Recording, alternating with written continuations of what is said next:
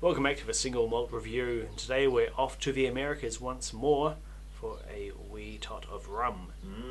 And what a rum it is. I will warn you now, this is going to be a good one, so buckle up. What we've got here is Ron Zacapa, 23 years old, Solera system. Not 23 years old, 23 years old. Alas, however, I still think it's pretty magnificent. So, Ron Zacapa, they're distilled in Guatemala, so very exotic really. I can only assume they grow plenty of sugarcane down there as well, just like the Caribbean that we're used to and that we tried the last few rums ago. But this one, pretty well renowned really, and there's actually a whiskey connection, which I only just found out. They're owned, like so very many things, like Diageo, or by Diageo I should say. So standing alongside the Diageo portfolio, along with probably a good third of the Scotch whisky distilleries and brands in Scotland. So there you go. It's a small world when you're a multinational. Now, let's get straight in. We've done our best with the Spanish on the back of the bottle, arguably neither of our linguistic fortes, but we have discerned that it was aged in a mix of bourbon, sherry and Pedro Jimenez casks, so aged really not unlike good Scotch whisky. So we're expecting some good flavours out of here. Off to a good start. And Solera system may be, if it spends 20 years in there, 23 years in there, it's done some aging. It may not have a particularly concise age, but boy oh, it's done some aging. So we're going to expect some pretty good things. That's a very dark colour. You can't tell from the bottle whether it's natural colour or it's artificial. No, we'll have to assume there's a little bit of tweaking that goes in. However, given the age of it, this is probably not such a dishonest colour, really. Rum darkens up quite well. And especially if there's sherry and PX casks involved, I'm perfectly willing to accept that the colour naturally is, if not this, then really quite similar to this. So never mind that one. And we will also sadly have to assume that it's chill filtered, which is such a shame for such an otherwise good rum. But never mind, we'll have to wait. The Renaissance is coming, or so we're told. Anyway, let's get in there. This is way more delicate and nuanced than I'm used to in rum. It's 40%, again, alas. So hard to get away from, even in very, very fine rums like this one. But so 40%, it's not going to do you any particular harm there, but nor is it going to express any of the power that it could have at a higher strength, closer to its true strength, so never mind. I'm getting some oddly specific spicy nuances there. I'm smelling vanilla pods and saffron. Now saffron's an odd pick. I don't think we've ever gotten saffron before, but I don't disagree. There is a little bit of that deeply, deeply aromatic. Saffron is it's an interesting thing. It's all suggestion. It's no statement. When you're tasting or smelling saffron, it's there, but it's never overt. It's always in the back of the palate. It's always in the back of the nose. It's never up front. And the fact that it's so sort of pickable here is quite interesting. This has a real big undercurrent of flavour, this particular rum, because rum is usually such a forward beverage as opposed to Scotch whisky. It probably shares more in common with bourbon in that regard, in that it wears its primary flavours very forward facing and it doesn't normally mess you around. When they get old, however, which is fairly uncommon because old rums are really, really very, very hard to get, and they can get pretty frightening in price when they get up there because it's a very, very small market that's into boutique rums. The complexity that they can develop is really, really quite beautiful when you get into it. But let's see. There's also, I'm picking a distinct, off by itself aroma of Pedro Jimenez.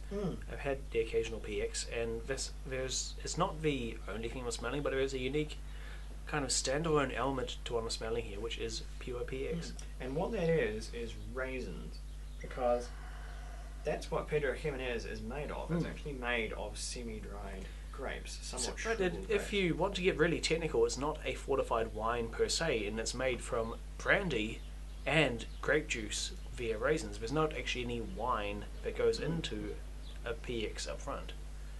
At least that's my understanding of the process. Fascinating stuff. I won't guarantee you'll like it if you go and seek out a bottle. I don't. I think it's far too sweet. But I do you very can much like it, always 'cause it's far too over, sweet. tip it over ice cream if you don't. So there you go. Anyway, back to the rum. There is your typical flavours in here. There's brown sugar, there's molasses, there's fresh cane. But you're getting these old rum characteristics coming out. There's banana, there's cocoa.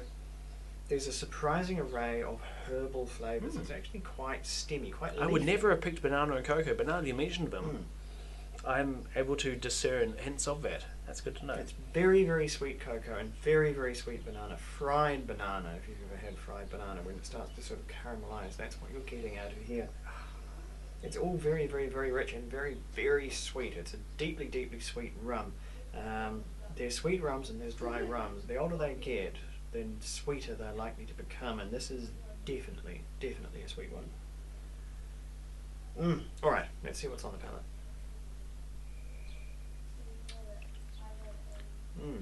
Oh wow, that is so much like a strong fortified wine, either a really potent sherry or again a Pedro Jimenez.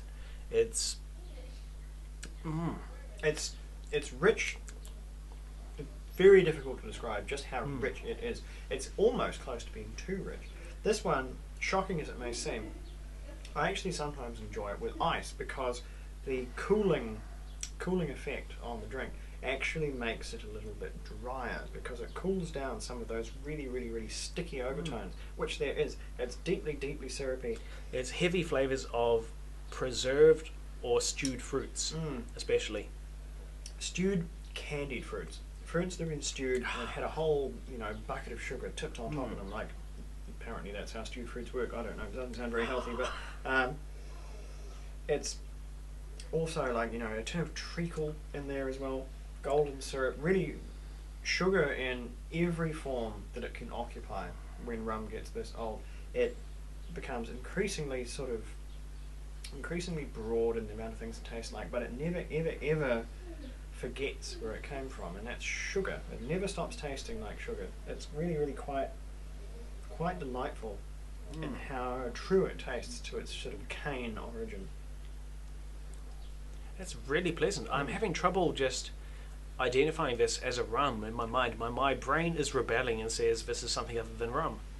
Well, when they get really, really old like that, they do take on, and especially with the Solera system, because this is unlike, say, a whiskey or like the Appleton Estate 12-year-old, which has been in one cask all its life.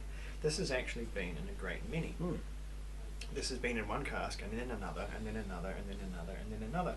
And the new casks are constantly topped up. So this actually sees more fresh wood than a simply standard aged one, because the young whiskey, which would have been tapped through from the start, that's only just seen its cask.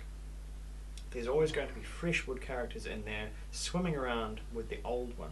So you're really getting sort of a look at every facet of how things age. I think it really shows. There is so much flavour coming through here, which I think is clearly from those various reused barrels which this has been through, and I like it. I'm still more of a fan of the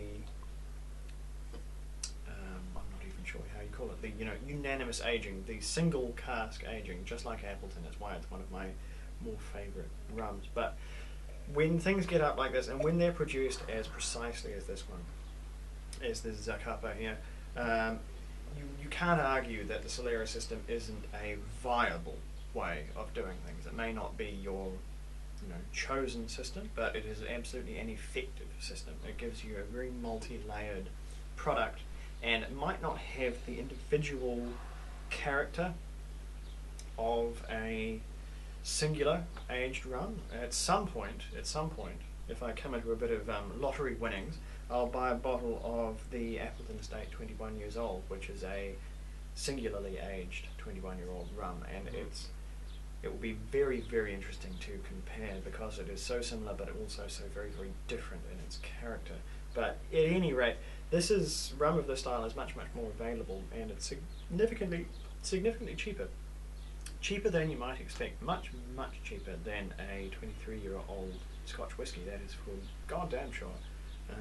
Of course, it's not aged in the same way. It's a bit cheaper to make than the Scotch whisky variant. However, there's certainly a lot less you can pay, and it's really pretty widely available. And if you shop around, I think you'll find the price of this one particularly can vary quite significantly.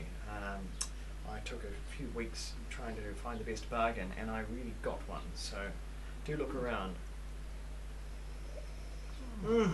But a few last notes on the palate. There's dates in here as well. Right at the end, there's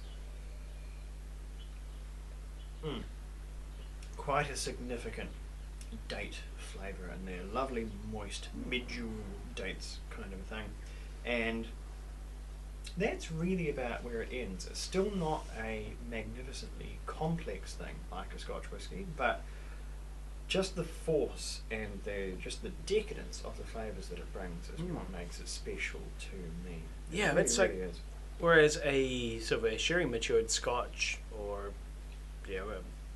something else has been matured in a cask from a different spirit or different beverage, it will get influenced by that cask. It will gain characters and nuances. This one it has expropriated entire flavours directly from the wood. It tastes like someone's made some alarming cocktail out of Oloroso and PX and bourbon, and that's what we're drinking. I still am struggling with the idea that I'm drinking rum. It is. It is really, really good, and it's really easy to recommend. There's a few, you'd call them competing, and I think there are actually 23, I won't name any names, versions of this that are made, they're different brands and they're made in probably different funny locations in the world. But in my opinion, the Ron Zacapa is the best of the bunch for the sort of old Solera rums. I think it just has more concentration of flavour. I have tried some of the other ones, and they just, without calling them thin, they don't quite have that, they just don't have that density and that generosity that this one does. So there you go. There's an easy recommendation from me. But be warned with this one, it is astonishingly rich. Do not drink it before dinner. This is not an aperitif. If you have this before food, you will not taste your food, and that can be a real trap. This is not refreshing. It is a sipping rum, certainly, but it's a rum to wipe away everything else. If we had a big fat cigar here, it would not go amiss. This is a rum that can stand up to almost anything. You can have just about what you want for dinner, and this, at the end, it will clear it all away. You will completely forget, because the concentration of flavour here is just enormous. Right, scores. Before we carry on any longer, what do you think? I'm honestly slightly baffled. It's so good. It tastes so strongly of those various different woods. There's a little bit of rum there. But as confused as I am, I'm very much enjoying what I'm tasting. And in terms of simply how much I'm liking this, I'm giving it an 84. It's really good. Strong flavours, very clear influence. Its lineage is just so brought to the forefront. It's proud of what it's been through, and I'm somewhat proud to be drinking it. Yes, indeed. No, and in a wild departation from our tradition, I'm going to go even higher than Dave. I'm going to give this one an 89. I think of its bracket, it's really, really quite an example of what can be produced. I think it's really, really very good, and I think it's well priced as well. So congratulations to Diageo there for releasing something that people can actually enjoy. It does make the difference. So anyway, this has been the Single Malt Review with another rum. I'm sure we've got another one in the cupboard somewhere, but we will endeavour to bring you a few single malts. In the meantime, what we're going to do next is a couple of Springbanks. We're going to look at the 10-year-old and the 15-year-old, and we're going to find out which are the good ones. I think they're actually both good ones, but we'll be very scientific about it, and what the difference is between the two, because they are actually quite different once you get in there. So stick around for all that, and in the meantime, Sandra, or whatever they say in Guatemala, I won't attempt it. It would be very inappropriate. Anyway, keep safe. See you next time.